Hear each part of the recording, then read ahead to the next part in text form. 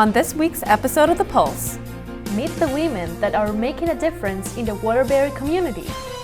Find out how special education students are being empowered to take control of their future. And get a sneak peek at the music school that's connecting kids to their culture. I'm Beatrice Lovato. And I'm Sarah Anastasi. These stories and more on Sacred Heart's very own monthly news show. You're watching The Pulse. From Sacred Heart University in Fairfield, Connecticut, this is The Pulse. Waterbury is historically known as the Brass City, but in modern times, it often gets a bad reputation for high crime and poverty. Still, there is a special group of women fighting to change that, and Aaliyah Huntley has the story. Most people may know Waterbury as a town that has a lot of poverty and crime associated with it, but not for these women of Waterbury. Lift every voice and sing. Black Women United, a women's group in Waterbury, focuses on honoring women who have helped towards uniting, empowering, and educating people throughout the town. This group kicked off Women's History Month with the Women Trailblazers Luncheon. The sold-out event gathered friends and families of the community together to celebrate this year's honorees of the Trailblazer ceremony. The event started off with a prayer given by the host, Mary DeLeon. We're praying. Let's bow our heads. Father God, in the name of Jesus, we thank you, Father God, today for this, God. We thank you for this gathering on today. These trailblazing women, Father God. Followed by introducing this year's honorees. So you know what is a trailblazer because you're looking at them. And a performance by 3D Music Academy.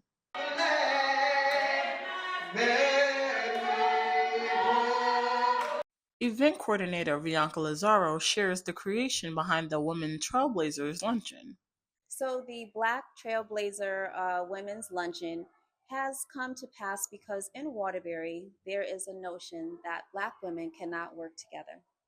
And so out of that was birthed many events, but one of them being the Trailblazer event. There are so many women in our community that have done phenomenal work and they don't get the recognition.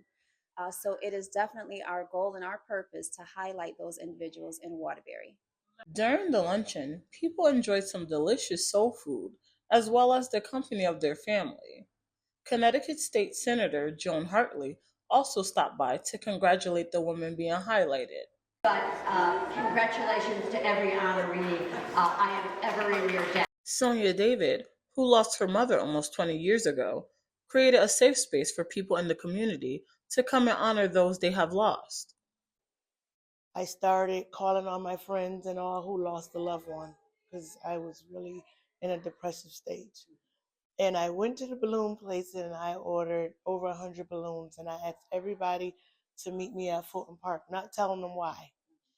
And when they all got there, I gave them a balloon. They wrote their loved one name on the balloon and the date they lost them. We said a prayer and it went up in the air. Janice Smith shares some of the ways she volunteers in her town. Women empowerment luncheons like today, clothing drives, food, things like that. There's so much things that I can talk about that I do in this community, but wherever I see fit, I make myself available. With this being the second annual Women Trailblazers Luncheon, are there any plans for more in the future? The event will continue to grow. We're going to continue to recognize individuals in our community. We look for the community to help us build this event into something even more phenomenal each year. For these women, their goal is to continue to pave the way for more opportunities and unity for people in their community. For The Pulse, Aaliyah Huntley, Waterbury. Choosing a path after high school can be stressful for anyone, but for students with disabilities, the process is even harder. They often need individualized education programs or IEPs. I got to visit a special education program that's helping students take their next step. For students with disabilities, attending college often seems out of reach. Being able to find the right resources and accommodations can be extremely difficult. Connecticut's Westport Day School is hoping to change that. This year, they hosted their second annual Special Education College Fair to provide families and students with information about disability services and other supports available to them after high school. Well, first and foremost, special education students absolutely deserve resources post high school, but they also deserve an opportunity to come to a college fair and an opportunity to see what's out there for them because college fairs can be extremely overstimulating or overwhelming for students with disabilities. So this was really designed with that in mind, where students and families can come in and if the sensory experience is a little bit lower, it's not quite as large, but every program that is here represented that has a table that's either a college or a vocational program, they have specialized programming for students with special needs and IEPs. Westport Day School is a state-approved special education program for students grades 6 to 12. Their mission? To provide effective learning that inspires students with academic and clinical challenges such as anxiety, depression, and learning disabilities. It's a safe space for kids who may need more support than a public school can provide. Taylor Fox is a Westport Day School alumnus. She's now a sophomore at Hartwick College in New York. I came to this, school from public school. I struggled a lot in public school with, social interactions and everything. And it was a very difficult struggle. So when I came here, it was so much better than public school. I was able to be catered in a way that education wasn't a burden anymore. So I was able to pay attention in class. I was able to actually learn a lot more things than I did in public school. There was a lot less students, so that was so much easier for me, being able to have the extra attention from, the teachers and everything. And that's one thing that I consider when going to college. I was like, it's going to be a lot different than it was here. I was a bit worried about that struggle going into college. Taylor serves as a reminder that having a disability doesn't mean you can't reach your goals. I really think I want like neurodivergent students to know that it's not impossible to be able to transition to college and get a good job in the future. I was really scared that I was not going to be able to go to college at all or be able to live by myself and have to be, dependent on my parents for the rest of my life. And really going to Hartwick and experiencing a future in college made me realize that it was not as difficult as it seemed and that with help and work, a lot of hard work, can you actually get there? According to the Institute for Educational Leadership, the college enrollment rate for young adults aged 18 to 24 with disabilities in the U.S. is roughly 27%, while the national average for young adults without disabilities is about 43%. There's college fairs out there for regular public schools. Why can't we do one focused on kids that have disabilities so they can see all the availability for them? The fair is a way for these students to recognize their capabilities. I want them to walk out of here with that hope of, wow, I have a future. I can do this just like anybody else. Maybe it's going to a university, maybe it's going to a community college, maybe it's going right into the job field. It's so important for them to understand that just because they have that piece of paper that says I need a little extra help in high school does not mean that their future isn't as bright as everybody else. Over 30 colleges and providers from Connecticut and surrounding states attended the event. Sacred Heart University was one of them. One of the big resources we have is our Office of Student Accessibility and our Student Advising Aid Success. So working with their staff, as those students before they even apply to see what kind of accommodations, what kind of resources those students might need when we're making that transition to college. And then once they're here at Sacred Heart, making sure those students have ability, to have their own spaces, if they need extra testing time or separate testing facilities, meeting with tutors or academic advisors to make sure that they have time management and are able to plan out their week, really anywhere in between that students need those resources, kind of bridging that gap. President Trump has said that resources for students with special needs will be fully preserved. Special education experts say his plan to shut down the Department of Education could affect students with disabilities as they rely on federal laws to receive the support that helps them succeed in their education. Every student has an entitlement to free, appropriate public education.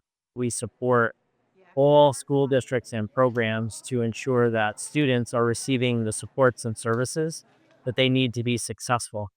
And that's based in federal law and state law.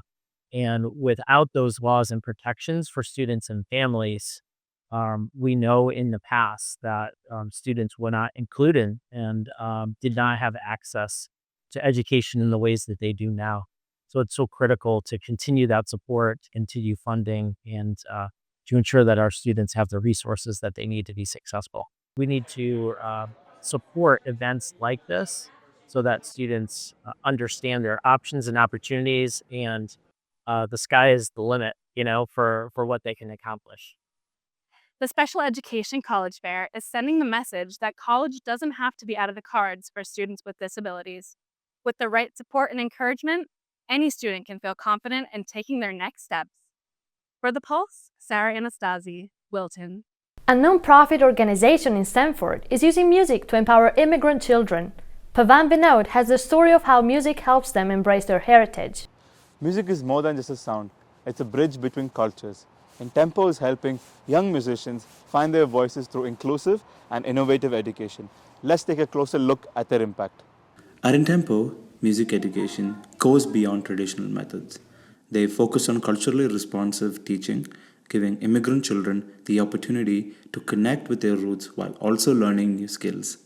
My name is Liu Chen. I'm the CEO of Intempo. We're a Stanford-based nonprofit that provides music education and youth development services primarily for immigrant children. So we reach over 700 students every year, ages 4 through 17, through our after-school, summer, in-school, and partnership programs.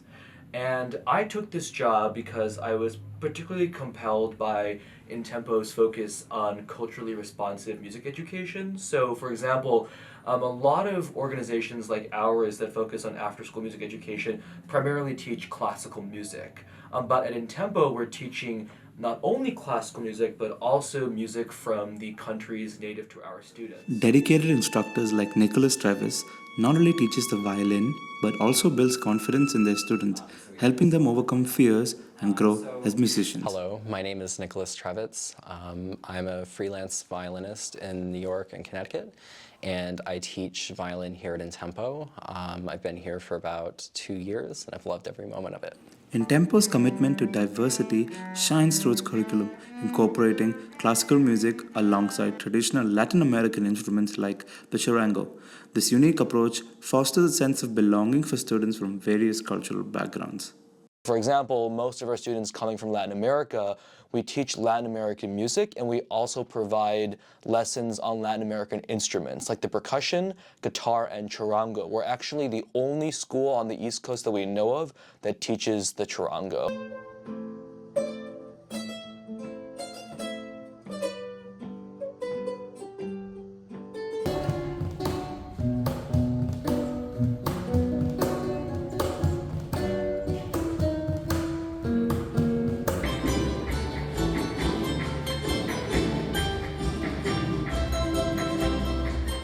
And so as the child of immigrants myself, as someone who wishes he had retained more musical connection to his parents' home cultures of Korea and China, I think it's so special that Intempo does this for our students. And if you can, take a Through second. patience and encouragement, instructors instill their students a sense of pride and perseverance, empowering them to embrace challenges and succeed. 3 things come to mind: bow hold, vibrato, and I'm going to bring back confidence. I think the violin, it takes a long time to feel 100% ready to play something, especially when they come in and I'm teaching. It can be really scary to play for, a teacher, and, I feel that still to this day. I had a lot of moments where it was quite scary. So I think, getting the exposure to this education really kind of helps, our youth build these skills. Intempo isn't just about music. It's about creating a home where families, whether newly arrived immigrants or long-time residents, can feel safe, supported, and connected. When I started this job, the first week I had a meet and greet with the parents and students, and I asked all of them what makes Intempo so special. Why do you keep coming back to Intempo? Why do you keep referring your friends and family? And the 2 things I heard were, 1, this place feels like home, like a community, a place where these families, some of whom are from immigrant backgrounds. Some of them immigrated here only a few years ago, can feel safe, supported, and welcome. We're running free music classes out of the Norwalk Art Space in Norwalk. We help various nonprofits with their summer programming. And so we really see ourselves as a partner, not standing alone in the community, but working with others who do similar and who do different work to support our shared community. By collaborating with other organizations, Intempo extends its impact, ensuring that immigrant children from diverse backgrounds have the opportunity to thrive through music. From classrooms to concert halls, Intempo is proving that music is more than just notes. It's a universal language that holds communities together as they continue to improve the next generation. One thing is for sure, music holds no boundaries. For The Pulse, Pavan Vinod, Stamford. When we get back, meet some furry friends in search of a family. And find out about maple sugaring in Connecticut.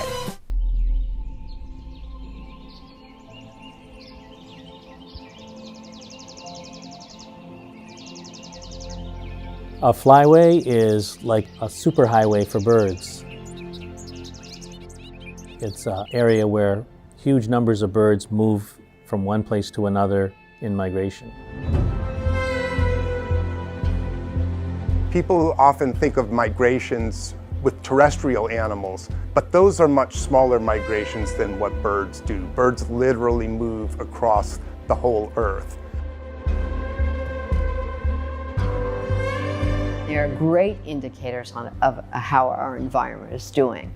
I always talk about the canary in the coal mine.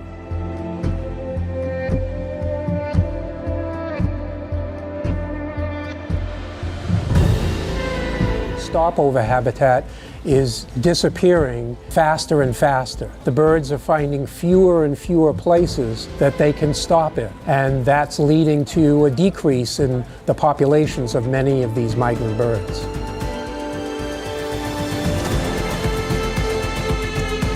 Apex predators are important in regulating habitats that the birds need both in migration and in breeding.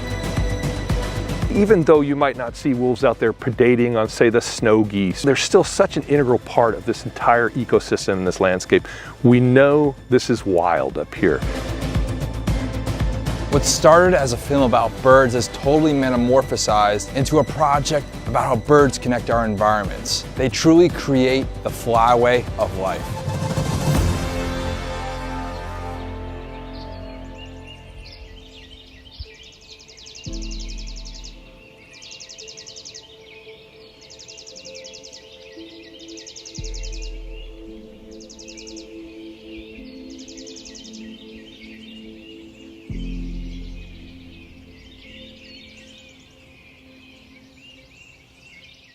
Welcome back to The Pulse. Thousands of rescue dogs are in need of homes. Cameron Fox reports how a Connecticut nonprofit is making a positive change. If you're looking for a fur new friend, then you're in luck. A local nonprofit organization, Dogstar Rescue, is teaming up with Lyman Orchards for a special event aiming at finding loving homes for rescue dogs. I am at Lyman Orchards, where Dogstar Rescue is hosting its Adopt a Dog rescue event. The organization, based in Connecticut, is dedicated to rescuing dogs from overcrowded shelters and finding them permanent homes.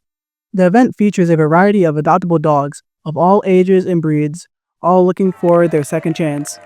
Volunteers like Carlin Willis says events like these are crucial in matching dogs with their right families. So this is Ginger, and she's my 13th dog that we fostered. So I started as just doing marketing, and I used to visit the kennel and take the dogs on walks, and then I quickly started bringing them home with me. And so I had fostering. So I've been fostering for about 2 years, but I think I've been with the rescue for about 2.5.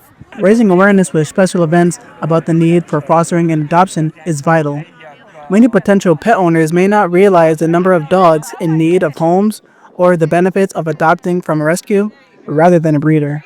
So I think raising awareness about the need for fostering and also adopting dogs that don't have homes and not maybe going to a breeder. And so this helps our rescue a lot because we're located in Bloomfield, so this brings us to different areas and exposes us to different parts of the state.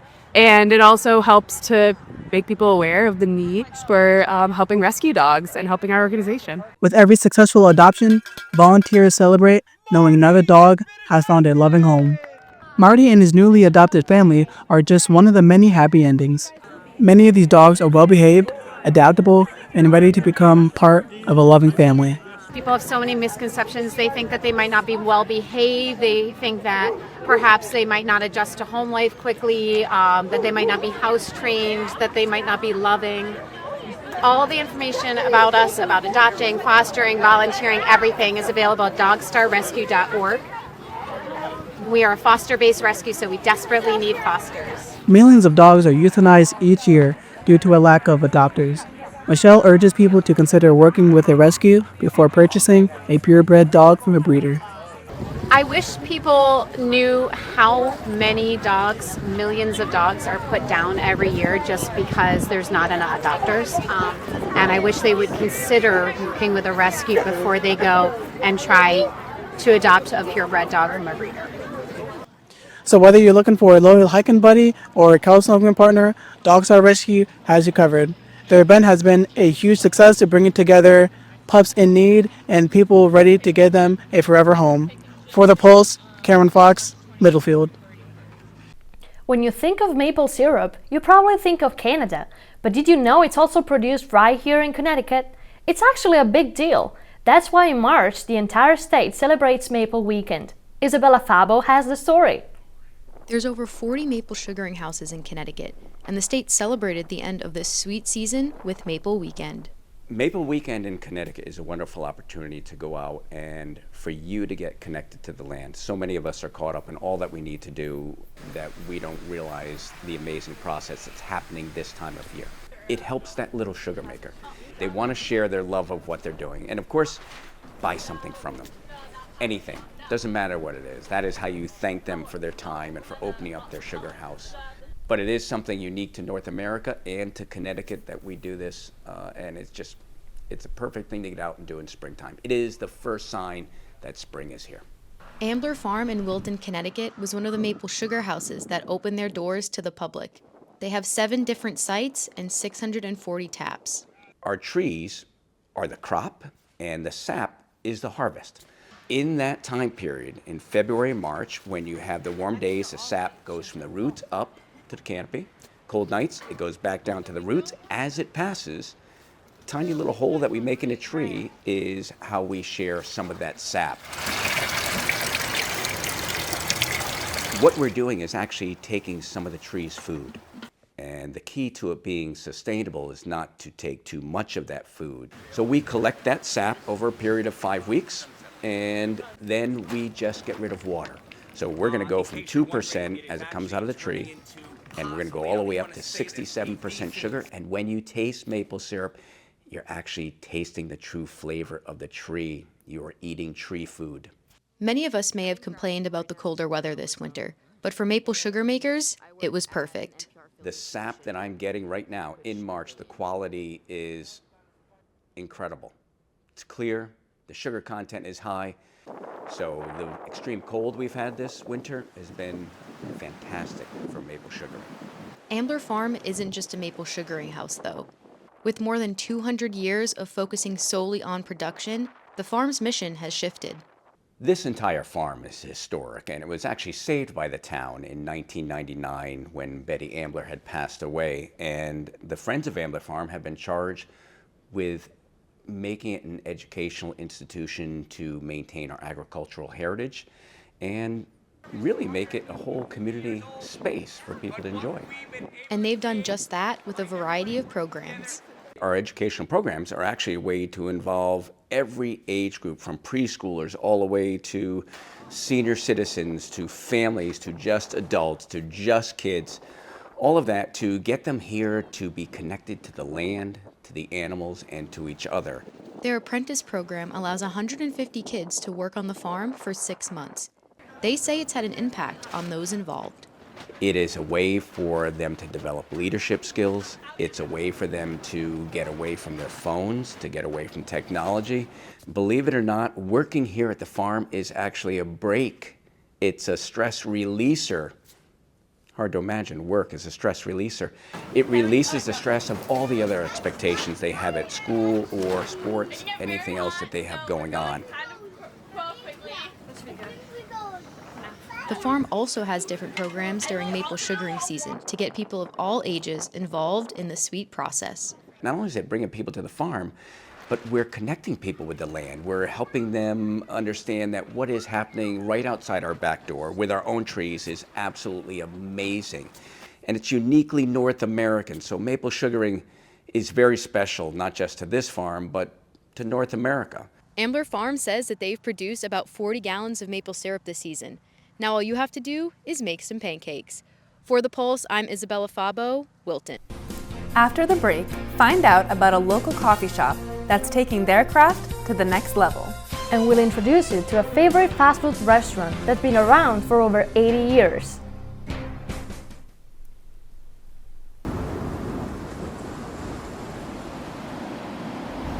Bison are an ecosystem engineer. They fundamentally change an ecosystem.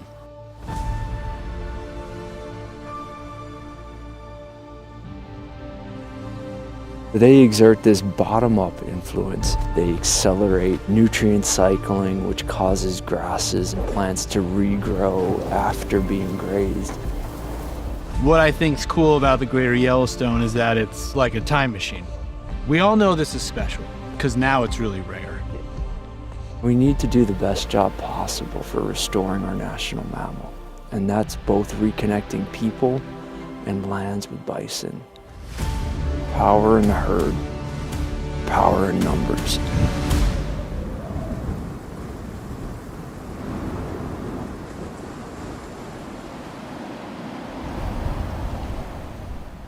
Taking your passion and turning it into a career can be hard, but for one coffee roaster in Bridgeport, it was a sound idea. Isabella Fabo has the story. Coffee. It's the pick-me-up that so many of us rely on every day. It's the fuel that keeps us going, but for Sound Coffee in Bridgeport, it's a passion for the craft that fuels their coffee. I just had this idea to take my craft and start to actually share it with people. So we started a small business out of our garage to roast the coffee, and we started sharing it with a bunch of neighbors. And from there, it just kind of caught fire, and we've been in our spot here roasting as a production facility in Bridgeport for about 2 years. There's a lot of ways to get your morning fix, and most people don't think twice about it.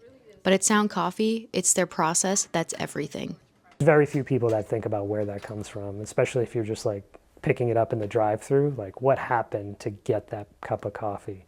It's worth kind of thinking about where does my stuff come from, and that's where I spend a lot of time. They work closely with an importer to ensure their beans are both ethically sourced and high quality to give their customers peace of mind and great tasting sips.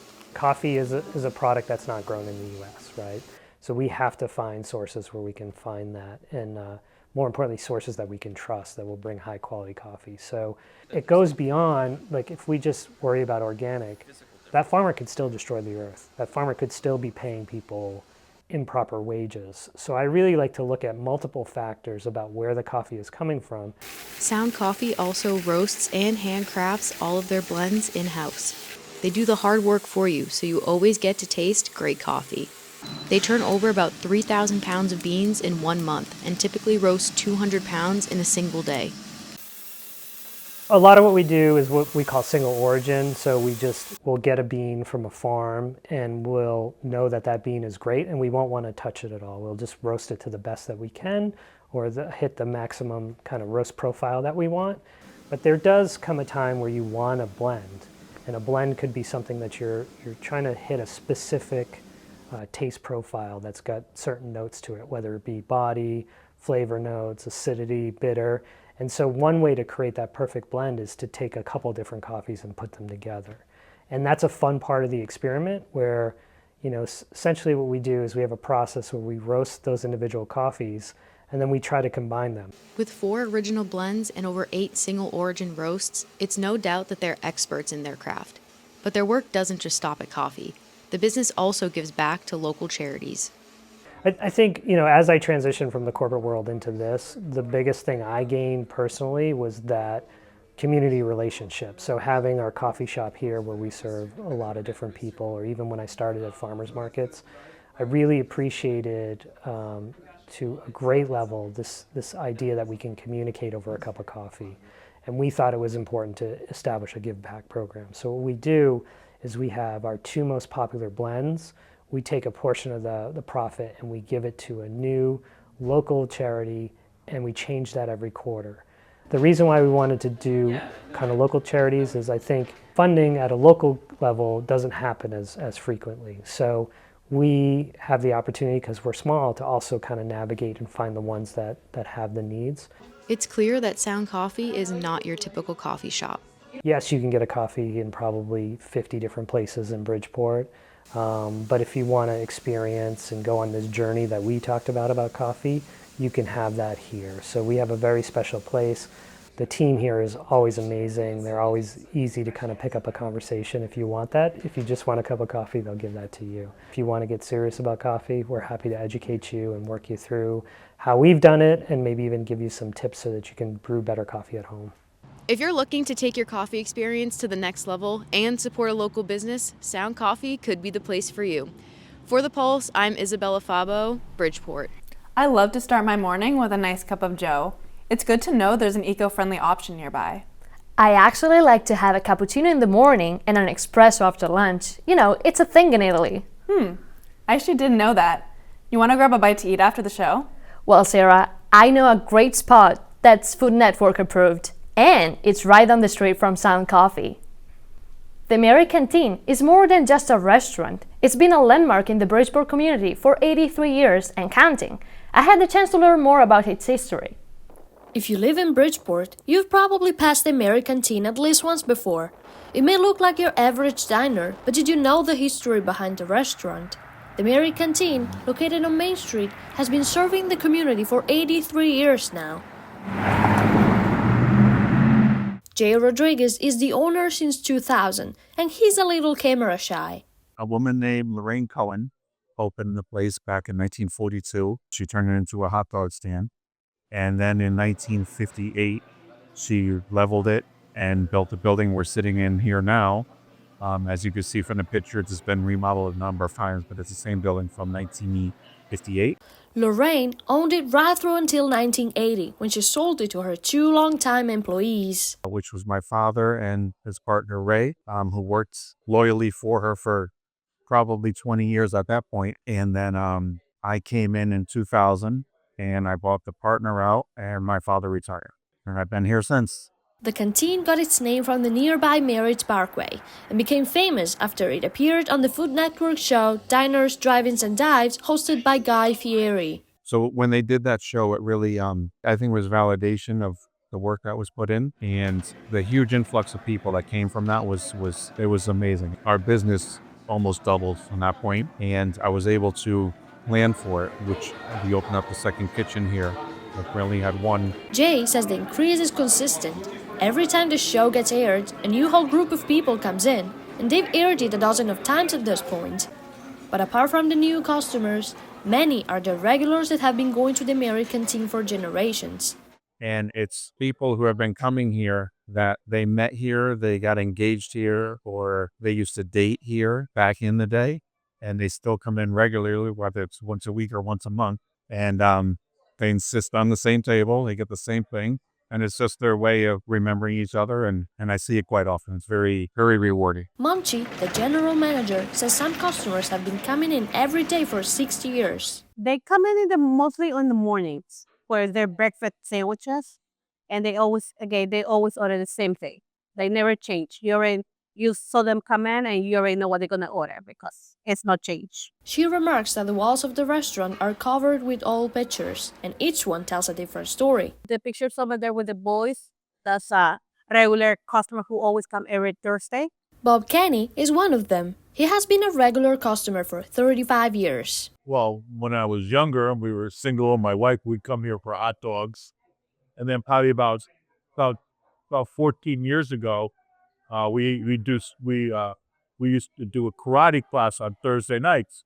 So my friend Frank and I would come with Danny and Patrick, and then more and more people came. We pretty much coming at least once a week for like 14 years now. There's some gaps in between, but it's always the food. He says the quality of the food and the friendly atmosphere are what make him and his friends want to come back every week. They're all involved with Special Olympics in Trumbull and the Penguin Plunge, which the American team sponsors. 83 years, it's a very long time, but the American team doesn't seem to feel the time passing. With its convenient location and its mission to stay true to its simple roots, this restaurant really managed to build a trust with its customer, becoming almost a landmark for the community. For The Pulse, Beatrice Lovato, Bridgeport. I've actually been to the canteen before, but I didn't know it's been around for so long. Yeah, and it'll be 84 soon. Very cool. Well, that's all we have for you today. Thanks for watching, and make sure to tune in to our next episode of The Pulse. I'm Beatrice Lovato. And I'm Sarah Anastasi. We'll see you next time.